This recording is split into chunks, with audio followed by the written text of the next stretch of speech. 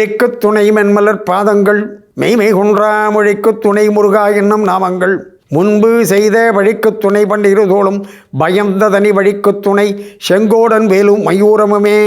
அன்பிற்கினிய Sun TV நேயர்கள் அனைவருக்கும் வணக்கமும் தீபாவளி நல்வாழ்த்துக்களும்.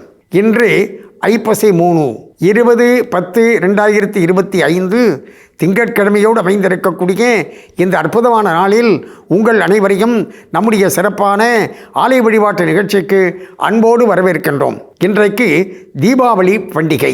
இந்த தீபாவளி பண்டிகை முடிந்த 2வது நாள் கந்த சஷ்டியை கொண்டாடுகின்றோம். அதற்கு முன்னோட்டமாக, அதாவது தீபாவளி தினத்திலேயே உலகத்திலேயே பிரம்மாண்டமாக மிக மிக உயரமான முருகனாக எழுந்தருளி இருக்கக்கூடிய தீர்த்தகிரி முருகப்பெருமானை இன்றைய தினம் நாம் தரிசிக்க இருக்கின்றோம்.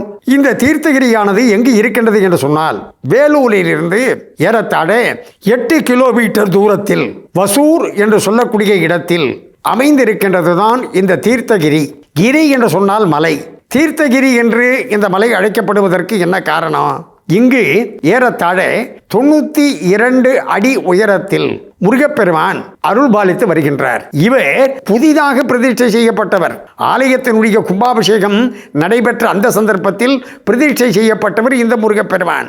ஆனால் மூலஸ்தானத்தில் பார்த்தீங்கன்னா பழமையான முருகப்பெருமான் வள்ளி தெய்வயானை சமேதராக நமக்கு காட்சி தருகின்றார். இந்த மலையானது தீர்த்தகிரி என்று ஏன் அழைக்கப்படுகின்றது? சில மலையெல்லாம் பார்த்தீங்கன்னு சொன்னாக்க அந்த பெயரை வச்சு அந்த மலைக்கு இருக்கக்கூடிய சிறப்பை நாம் புரிந்து கொள்ள முடியும். முருகப்பெருமான் எழுந்தருளி இருக்கக்கூடிய திருத்தணி மலை, அந்த திருத்தணி மலையானது முருகப்பெருமான் தன்னுடைய கோபத்தை தனித்து கொண்ட இடம். சூர சம்ஹாரம் முடிந்ததற்கு பிறகு அந்த சூரன் மீது இருக்கக்கூடிய கோபத்தை தனித்து கொண்ட இடம். ஆகையினாலே தான் அது திருத்தணிகை என்று அழைக்கப்படுகின்றது என்பது நமக்கு நன்றாக தெரியும். அதை போலத்தான் இந்த வேலூருக்கு அருகில் அமைந்திருக்கக்கூடிய தீர்த்தகிரி, இந்த தீர்த்தகிரியானது ஏன் இந்த பெயரை வைத்து அழைக்கின்றார்கள்? இந்த மலை ரம்மியமான மலை. இந்த ரம்மியமான அப்படி பசுமை மாறாமல் இருக்கக்கூடிய இந்த மலையில் 5 மரங்கள் ஒரு சேர அமைந்திருக்கின்றன.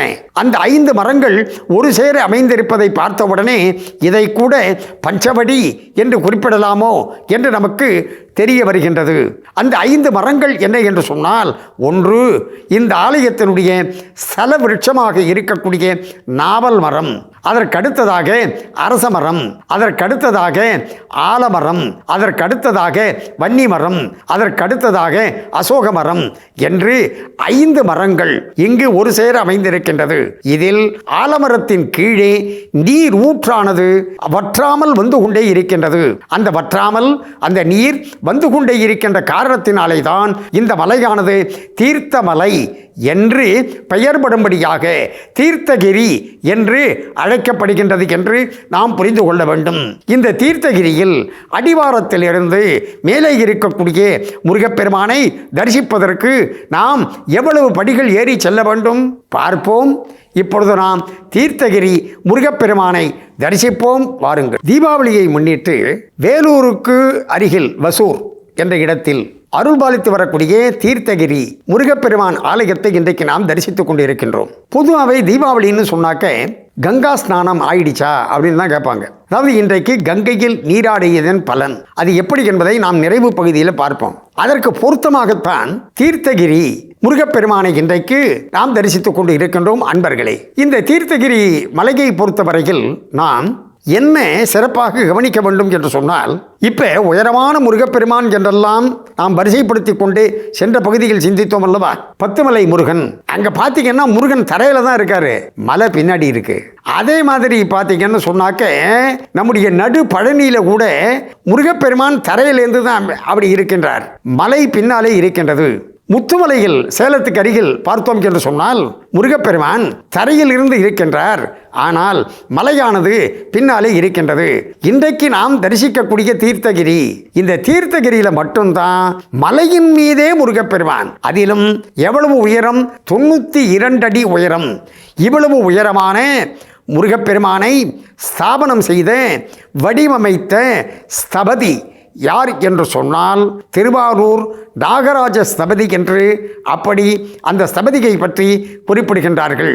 அதற்கடுத்ததாக இந்த ஆலயத்தினுடைய நிறுவனராக இருக்கக்கூடியவர் யார் என்று சொன்னால் வசூர் நடராஜன் அவர்கள். அவர் குறிப்பிடுகின்ற பொழுது இந்த ஆலயத்திற்கு நாம் மலை மீது ஏறி செல்வதற்கு ஏறத்தாழ 222 படிகள் ஏறி செல்ல வேண்டும். அப்படி 222 அடி படிகள் ஏறி செல்கின்ற பொழுது நம்ம 10வது படி அப்படி காலடியை வச்ச உடனே நம்ம அப்படி வலது பக்கம் திரும்பி பார்த்தோம்னு சொன்னாக்க முருகப்பெருமானுடைய காலடி அந்த தரிசனம் கிடைக்கும். எப்படின்னு கேட்குறீங்களா? முருகப்பெருமான் வள்ளிமலையிலே வந்து காட்பாடிக்கு பக்கத்தில் வள்ளிமலையில முருகப்பெருமான் வள்ளியை திருமணம் செய்து கொண்டார் அல்லவா? அப்படி வள்ளியை தடுத்தாட்கொள்வதற்காக முருகப்பெருமான் வந்த நேரத்தில் இந்த தீர்த்தகிரியில பாதம் பதித்து கொஞ்ச நேரம் இங்கு இருந்து அதற்கு பிறகு வள்ளிமலைக்கு சென்றதாக இந்த ஆலயத்தினுடைய நிர்வாகி சீனிவாசன் அவர்கள் குறிப்பிடுகின்றார். இப்படி முருகப்பெருமானுடைய பாதம் பதிந்த இடம் எது என்று சொன்னால் தீர்த்தகிரி.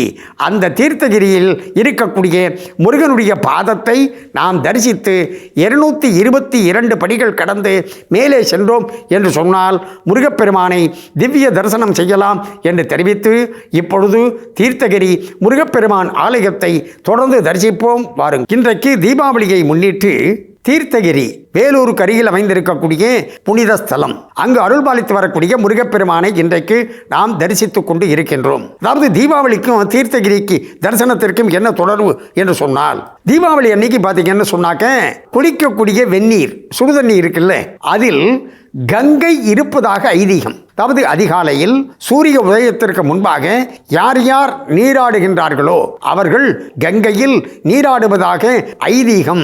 துலா மகாத்மிய புராணமும் அதைத்தான் குறிப்பிடுகின்றது. ஆகையினாலே தான் நாம் என்ன கேட்கின்றோம், கங்கா ஸ்நானம் ஆகிவிட்டதா என்று. தீர்த்தகிரி முருகப்பெருமானை தரிசிப்பது என்பது பொருத்தமுடையது அல்லவா? இந்த தீபாவளி பண்டிகையை முன்னிட்டு ஒரு சிறப்பு செய்தியை இப்பொழுது சிந்திப்போம். தீபாவளி என்று சொன்னால் நம்மளுக்கு நன்றாக தெரியும். அதாவது தீபத்தை வரிசையாக ஏற்றி வைத்து வழிபாடு செய்வது.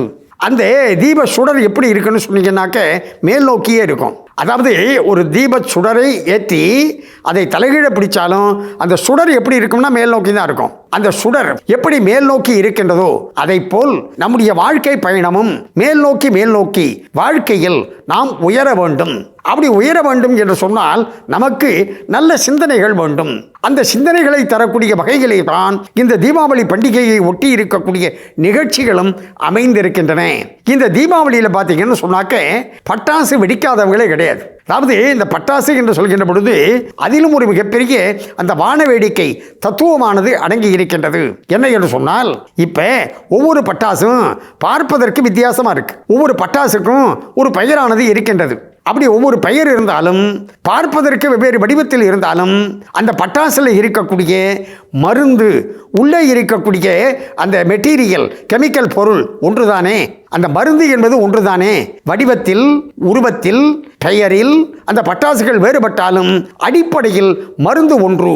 அதை போலத்தான் மனிதர்கள் வடிவத்தில் உருவத்தில் பெயரில் வேறுபட்டு இருந்தாலும் ஆத்மா என்ற வகையில் பார்த்தோம் என்று சொன்னால் அனைவரும் ஒன்று.